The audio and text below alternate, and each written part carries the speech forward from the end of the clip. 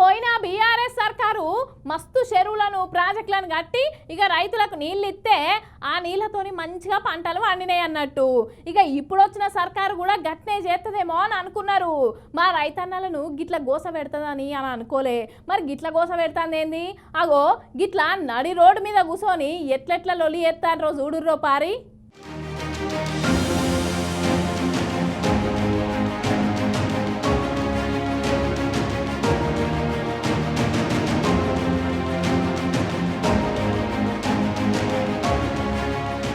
అగో పోయిన ప్రభుత్వం చేసినట్టు మీరెందుకు చేయరు? ఆ ప్రభుత్వం అట్లా ఈ ప్రభుత్వం ఇట్లనా? లేదు మేము ఒప్పుకోమంటే ఒప్పుకోమని చెప్పేసి సిద్దిపేట జిల్లా రైతులంతా ఇగో సిద్దిపేట హైవే మీద కూర్చొని ఇక లేవమంటే లేవమని చెప్పేసి ఇట్లా నిరసన తెలుపుతున్నారు. ఓ అన్న ఏమైందో చెప్పే.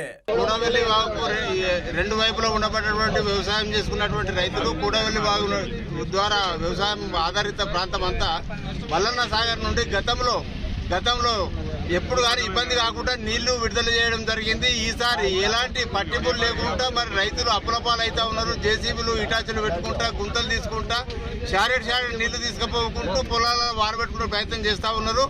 వృద్ధుల పోయిందంటే ఎండనక మనసనక చల్లనక కూడా వాగులలో పడే ఉంటున్నారు జనాలంతా రైతులందరూ. ఇప్పుడే నాట్లయినాయి, కలుపు దశలకు వచ్చేసినాయి. ఇంకా ముందు ఎండలు ముదురుతా ఉన్నాయి కాబట్టి ఇక కొద్ది రోజుల లోపల రైతుల బతుకులు పూర్తిగా ఆగమయ్యే పరిస్థితి ఏర్పడింది. కాబట్టి దయచేసి ప్రభుత్వం దీన్ని గతంలో జరిగిన నీటి విడుదల కార్యక్రమాన్ని కూడా దృష్టిలో పెట్టుకున్నాను. కానీ ఇప్పుడు రైతులను కాపాడడానికి తక్షణమే నీటిని విడుదల చేసి ఈ ప్రాంత రైతులందరినీ ఆదుకోవాలని చెప్పి పెద్ద ఎత్తున ఇప్పుడు ఈ రోజు ఇక్కడ ఇదే కూడవెల్లి వాగుపైన ధర్నా చేస్తున్నారు. ముందు అన్ని గ్రామాల నుండి గ్రామానికి 100 నుండి 200 మంది రైతులు పోయి కూడా మల్లన్న సాగర్ వరకు కూడా పాదయాత్రగా వెళ్లి కూడా మల్లన్న సాగర్ గేట్లు ఓపెన్ చేసి నీటిని తీసుకొచ్చుకునే ఏర్పాటు కూడా చేయబడుతుంది. అరే ఎండాకాలం దగ్గర రావట్టే ఈ వాగు నమ్ముకొని మేము పంటలు వేసినాక వాగులకెళ్ళి నీళ్ళు వదలకపోతే ఎట్లా చెప్పురి? ఈ కూడెలి వాగును ఆధారంగా చేసుకుని ఈ జిల్లా మొత్తం పంటలు ఎత్తిమి. ఆంచెల్లి మల్లన్న సాగర్ నీళ్లు ఇళ్ళకి వస్తాయి, ఈంచెల్లి మా పంట పొలాలకు వస్తాయి. అటు పక్క రైతులు ఇటు పక్క రైతులు ఈ వాగును నమ్ముకొనే వ్యవసాయం చేయబట్టే ఎండాకాలం దగ్గర రావట్టే నీళ్ళు అయితే వదులుతలేరు. మా పంటలన్నీ ఎండిపోవట్టే ఎట్లా బతకాల మేము ఏం చేయాలి అని చెప్పేసి ఇగో ఇట్లా నిరసన తెలుపుతున్నారు అన్నట్టు. దుబ్బాక నియోజకవర్గం కూడవెల్లి వాగుపై ఆధారపడి ఉంది. ఈ ప్రాంతంలోని రైతులు రెండు చందాపూర్ నుంచి మొదలు పెడితే గోసాన్పల్లి వరకు రెండు పక్కల రైతులు ఈ కూడవెల్లి వాగుపై ఆధారపడి వ్యవసాయం సాగిస్తుంటారు.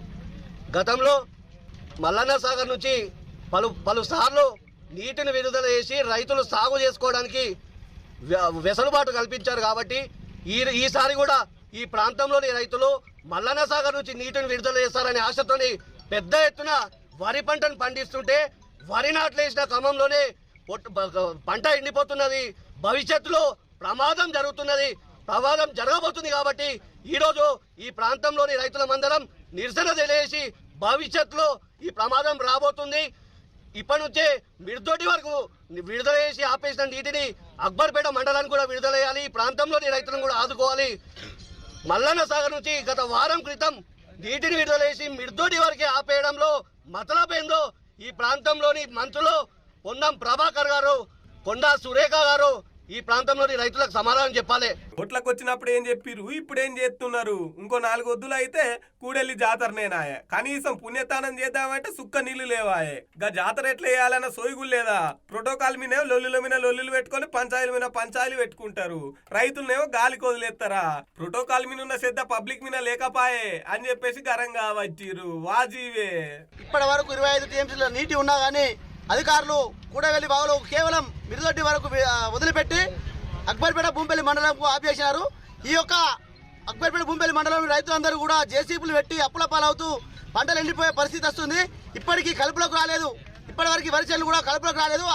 భూగర్భ జలాలు అన్ని అడగట్టిపోయినాయి.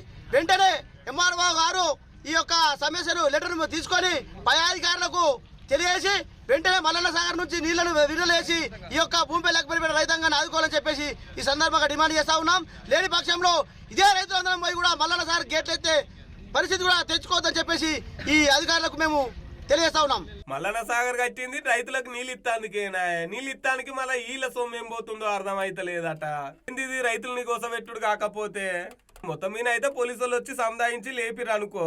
ఈ జిల్లా ఇన్ఛార్జ్లైన మంత్రి పొన్నం ప్రభాకర్ అట్లనే మంత్రి కొండ సురేఖ మేడం ఖచ్చితంగా వీటికి సమాధానం చెప్పాల్సిందేనట, నీళ్ళు వదలాల్సిందేనట. లేకపోతే మాత్రం అస్సలు ఊకోమన పట్టిర్రు.